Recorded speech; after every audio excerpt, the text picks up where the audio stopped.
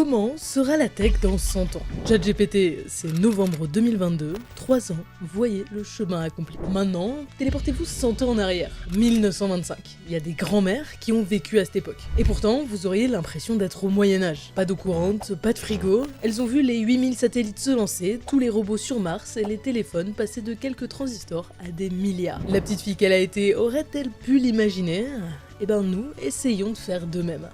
Le monde sera-t-il meilleur en 2125? Je vous rassure, la population mondiale ne va pas faire x4 comme au siècle précédent. On passera vraisemblablement de 8 à 10 milliards, ce qui n'est pas sans poser de problème, les terres agricoles n'étant pas infinies. Rien de cata, on a encore 450 millions d'hectares cultivables, 9% de ce qu'on a actuellement. Mais dans l'autre sens, les terres actuelles se dégradent, les campagnes se vident et les cultures vont migrer. En 2050, le nord de la France pourrait devenir une région viticole avec le réchauffement. C'est là que la tech entre en jeu. Irrigation à la gouttière près grâce à des capteurs algorithmiques, optimisation des engrais et les drones. Ça permet d'éviter les tracteurs qui abîment et espacent les cultures. Mais imaginez encore mieux, des micro-drones qui vérifient chaque jour chaque plante pour retirer les nuisibles. Fini les pesticides. Ou le déploiement de bâches de protection ultra rapidement en cas de grêle ou forte averse. De quoi booster sérieusement les rendements. Mais attends, pourquoi rester au milieu de la nature? Les fermes verticales géantes et l'agriculture en conteneurs sont déjà une réalité. Regardez ces robots tout faire. Et je suis sûr que la fraise est meilleure vu qu'on contrôle tout. On fait déjà la même chose pour la viande. À Hubei, Chine, 1 million de cochons dans ce bâtiment, élevage et abattage robotisé. Bon là par contre, pas sûr qu'on soit vraiment très enthousiaste. Surtout que pour nourrir la viande, ça prend 40% des terres arables. Ça risque de devenir très cher si on devient trop nombreux. La solution? Cultiver la viande en labo. On place des cellules souches dans un milieu nutritif, on les guide pour devenir des cellules musculaires ou graisseuses selon le persillage voulu, et voilà. On peut même déjà bio-imprimer un steak, déjà en vente à Singapour. Bon, on avait aussi imaginé faire des fermes de poulets sans cerveau pour éviter la souffrance, mais c'est un projet artistique. Pas sûr que ça voit le jour. Tout ça c'est prometteur, mais la vérité c'est qu'on s'assoit déjà sur un immense gisement de nourriture. Le gaspillage. Un tiers de la production mondiale finit à la poubelle, de quoi nourrir 2 milliards de personnes par an. Et c'est pas Théo qui finit pas son assiette, c'est un problème industriel, logistique, économique. Des startups s'y attaquent, déstockage des invendus comme les applis comme Tugo, optimisation de la chaîne de froid, transport intelligent, prévision de la demande dans la grande distribution. Impossible de savoir combien de temps ça prend, mais quand toutes ces technologies seront matures, on aura largement de quoi rendre la nourriture très accessible. Construire un monde meilleur pour 2125, c'est aussi réduire ses déchets en arrêtant de prendre ses notes sur papier. Pour ça, le futur est à portée de main avec Plod Note Pro. Ce petit boîtier de la taille d'une carte bancaire et d'à peine 30 grammes fait bien plus que capturer pendant 50 heures toute votre conversation à 5 mètres. Déjà, il les retranscrit, y compris dans un lieu bruyant grâce à un traitement audio intégré. Puis, il fournit des résumés, listes de points clés ou inside. Vous avez loupé une info importante, demandez à Plod. Posez-lui des questions sur des moments précis et il retrouve instantanément l'info exacte. Hyper pratique. C'est pas tout,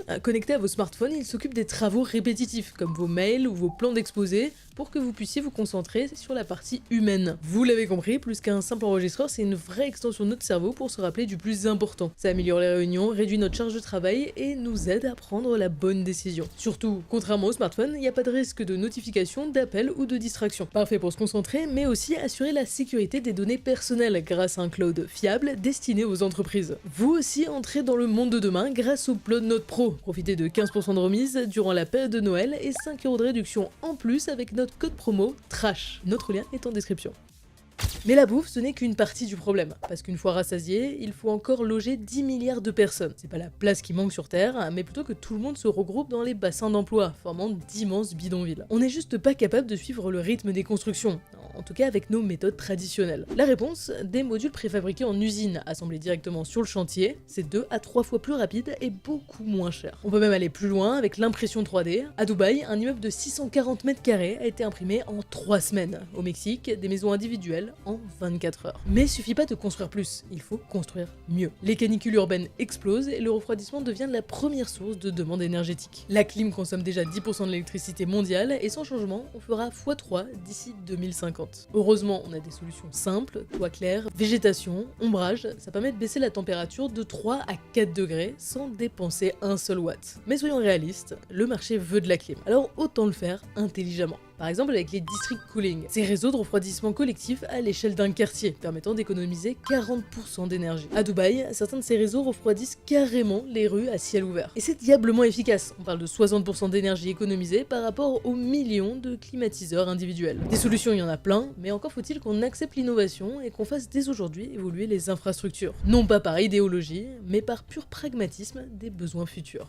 La santé en 2125. 300 millions de personnes sont touchées par une maladie rare et dans 95% des cas, il n'existe aucun traitement. Mais en 2023, la FDA a approuvé la première thérapie basée sur CRISPR, une sorte de ciseau moléculaire qui permet de modifier l'ADN humain. En gros, on prend les cellules d'un patient, on les corrige en labo et on lui réinjecte. C'est lent, complexe, hors de prix, mais pour la première fois, on a vraiment réparé une maladie génétique. Est-ce qu'on pourra corriger toutes les maladies à la naissance ? Probablement pas toutes, mais les avancées sont assez surprenantes. En 2025, un nourrisson atteint d'une maladie unique au monde a reçu un traitement sur mesure, développé en 6 mois, juste pour lui. On appelle ça une thérapie N of One, un médicament, un patient, c'est à la fois fascinant et vertigineux. Bref, le vrai défi, ce sera plus la science, mais l'accès. Parce que pouvoir soigner, c'est bien, mais si c'est tellement cher que ça reste réservé à une poignée de personnes, ça n'a pas trop de sens. Et pour l'humain moyen, on commence à savoir mesurer l'âge réel de nos cellules grâce à des horloges biologiques. Elles analysent notre ADN, nos protéines, nos tissus et permettent de dire si notre corps est plus jeune ou plus vieux que notre âge officiel. Et là encore, on explore plusieurs pistes.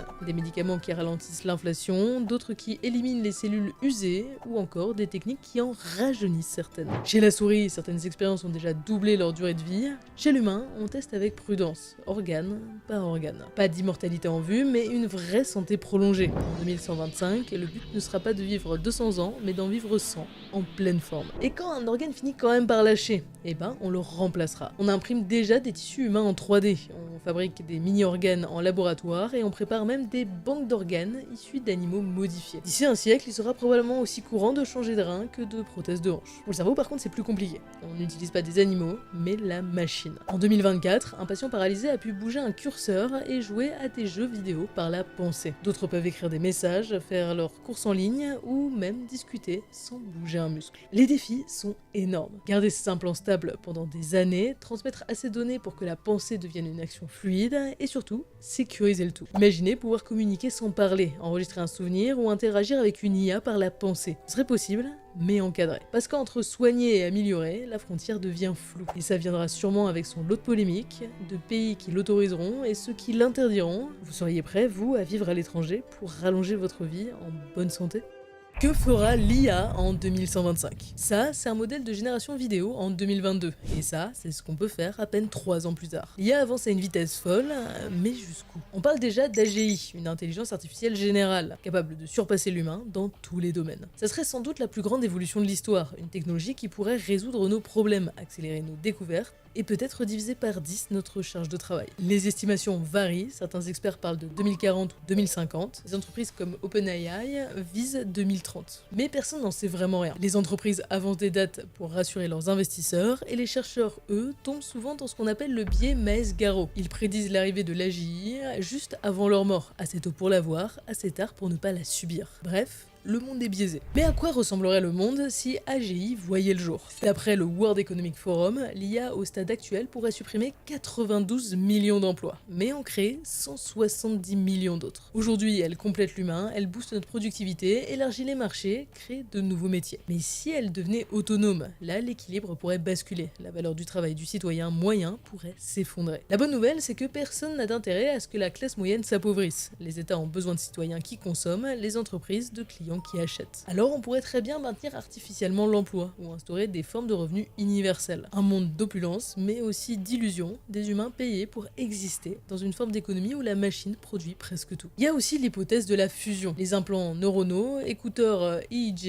et lunettes connectées deviennent les briques d'un futur où l'IA serait littéralement une extension de notre cerveau. En 2125, notre double numérique pourrait penser avec nous, se souvenir de tout, traduire nos idées en action, anticiper nos besoins avant même qu'on les formule. Un copilote mental capable d'amplifier nos capacités, de faire de nous des surhommes. Mais ça pose énormément de questions éthiques. Déjà, qui contrôlera une telle puissance? Un État, une multinationale ou une poignée de laboratoires privés? Trop de centralisation, c'est la domination. Trop de fragmentation, c'est le chaos. Et pendant qu'on débat, l'IA s'invite déjà sur les champs de bataille. Depuis 2025, des syndromes semi-autonomes décident de qui tuer sans validation humaine. L'ONU s'en inquiète, mais aucun traité n'interdit encore ces armes. Les grandes puissances préfèrent avancer plutôt que réguler, quitte à risquer qu'un jour un simple bug déclenche une guerre. C'est là tout le paradoxe. On construit des outils pour libérer l'humain, mais il pourrait devenir le moyen le plus efficace de le contrôler. La vraie question ne sera plus jusqu'où ira l'IA, mais jusqu'où ira-t-on avec elle? Et comment va-t-elle nous aider pour la conquête spatiale? On n'est pas retourné sur la Lune depuis 1972. À l'époque, l'ordinateur de bord n'avait que 4 kilooctets de RAM, 2 millions de fois moins qu'un smartphone actuel. Alors pourquoi on n'a toujours pas de selfie lunaire avec un smartphone?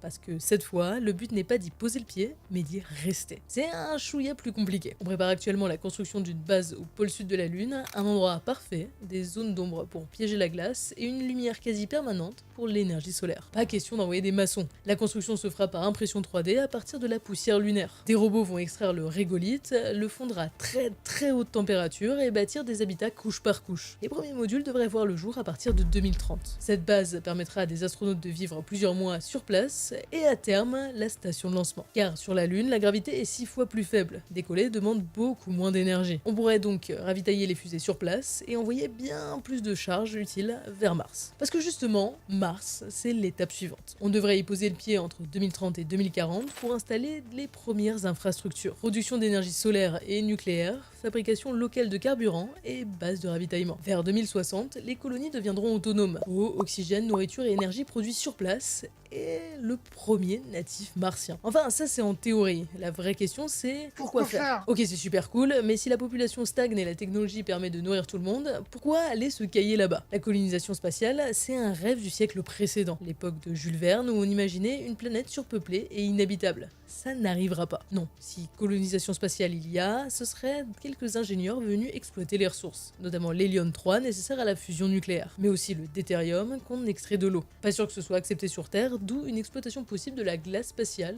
sans compter les métaux rares. D'après un article d'Harvard, les 10 astéroïdes les plus proches de la Terre auraient une valeur matérielle de plus de 1500 milliards de dollars. Tout ça consomme énormément d'énergie et on le sait, le pétrole va commencer à diminuer. En 2060, le prix sans inflation triplera. En 2125, fois 20. 1300 $ le baril contre 65 aujourd'hui. Une fusée en demande des milliers. Tout ce dont on a parlé repose sur l'hypothèse qu'on trouve de nouvelles sources d'énergie abondantes et pas chères. Des fusées à hydrogène cryogénisé existent, des missiles à propulsion nucléaire aussi. Le Bourvechnik russe a fait son premier vol il y a peu. Un vrai Tchernobyl volant. Une explosion rendrait une zone de 30 km inhabitable pendant des décennies. Un tel scandale freinerait encore l'adoption du nucléaire et nous condamnerait à l'appauvrissement global. La fusion reste encore hypothétique. On arrive à créer du plasma, mais arrivera-t-on à le maintenir longtemps et à lui faire produire plus d'énergie qu'il n'en consomme? Faut parier là-dessus, parce que notre destin se joue là. Sur le stockage aussi, les batteries actuelles atteignent leurs limites. Dites-vous que c'est 30% du poids d'une Tesla pour 4 à 6 heures d'autonomie sur autoroute. Les batteries lithium-sulfure ou les piles à hydrogène ont un énorme potentiel, capable de stocker 3 fois plus qu'actuellement. Avec une vaste infrastructure de recharge automatisée, vous ne perdriez plus jamais votre temps à attendre.